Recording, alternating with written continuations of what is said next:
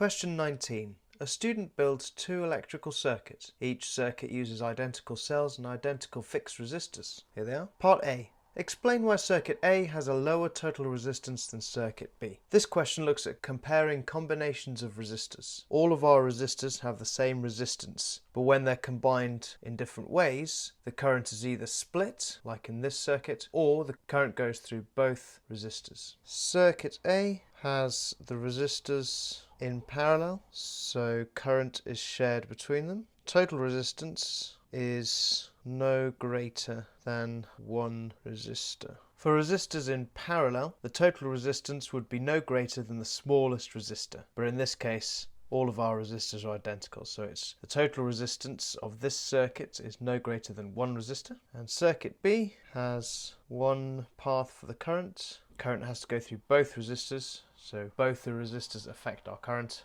Total resistance is sum of both resistors. Question 19b, part 1. Another student investigates the resistance of a filament lamp. Explain why the resistance of a filament lamp increases when the current increases. Now, using the model of electrons through a wire, we've actually got a wire which is made up of the atoms or the ions and the electrons, these little minus signs here. The electrons are moving through the wire past the ions. The idea behind this is as the electrons are trying to move through the wire, if the ions are in the way, the electrons might collide with the ions and end up transferring energy as heat. This results in our electrons slowing down, or at least not being able to travel at the current that we want them to. So increasing current increases rate of flow of electrons. They move faster. So when electrons collide with the ions, they transfer energy, causing ions to vibrate. Our vibrating ions are essentially the material heating up. But wait, there's more.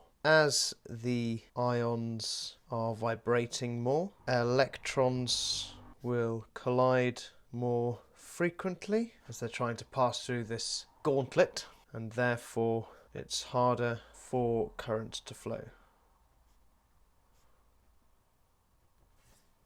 Question 19b, part 2. Design a circuit diagram which could be used to investigate how the resistance of a filament lamp changes with current. Use the circuit symbols below. Each symbol can be used once, more than once, or not at all. To begin with, we need to have our lamp in there and we need to have some way of getting it powered. So let's do that. Got our cell, there we go, and have our lamp down here, why not? And then connect it all together so we can have a current flowing through our lamp. Nice. This question's asking us to investigate how the resistance of a filament lamp changes with current. So we need to be able to change that current. So how can we change that current? Well, we can use this, a variable resistor, to adjust the resistance of the total circuit and therefore the current that goes through the total circuit. So let's make space for it here. Here will do. There we go. Nice. So by changing the resistance of this variable resistor, we change the resistance of the whole circuit and therefore the current that goes through the circuit. So we're controlling the current that goes through this lamp. We're not given an ohm meter or something to measure resistance, so we'll have to do it the long way around using Ohm's law. V equals IR. The resistance can be given by voltage divided by current. So if we know the voltage across our lamp and the current through the lamp, we can calculate the resistance of the lamp at any point we want to. So let's slot in these meters. We need an ammeter to measure the current, so let's put that in series. There we go. So our ammeter here is going to measure the current in this whole circuit, and therefore the current through the lamp, so we can leave that there. The voltmeter will need to look at the potential difference across the lamp, so we put that in parallel with our lamp. There we go. So our voltmeter is looking either side of our lamp, giving us the potential difference across the lamp. Question 19b, part 3. Describe how the student would use the circuit you've drawn in 19b, part 2 to investigate how the resistance of a filament lamp changes with current. Taking a quick look at our previous work, we were using Ohm's law to find out the resistance by measuring the voltage and the current for the lamp and then doing this little calculation. So to begin with, we should measure the potential difference across the lamp and the current through it, then find the resistance by using resistance equals voltage over current.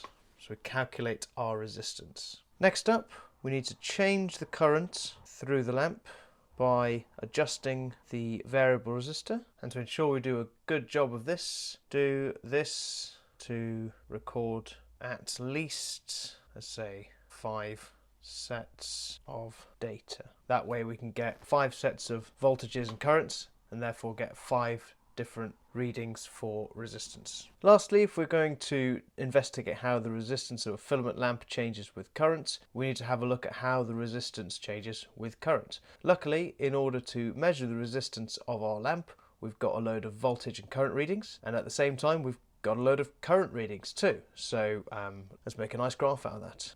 Plot a graph of resistance against current.